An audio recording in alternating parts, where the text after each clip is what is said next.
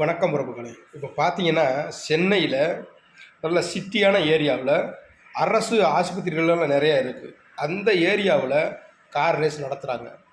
இந்த car race நடத்துறது அதுக்குன்னு தனியாக ஒரு இடம் ஒதுக்கி வச்சுருக்காங்க. அங்கே போய் நீங்கள் நடத்தியிருக்கலாம்.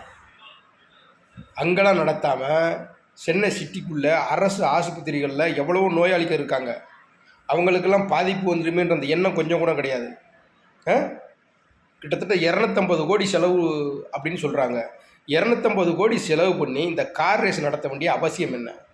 நல்லா சிந்திச்சு பாருங்கள் மக்களே. ஏழை எளிய மக்கள், நடுத்தர மக்கள் எவ்வளவோ பேர் அத்தியாவசிய பொருட்களை வாங்கி குடும்பம் நடத்தாமல் விலைவாசியெல்லாம் கூடி போச்சுன்னு ரொம்ப சிரமத்தில் இருக்காங்க.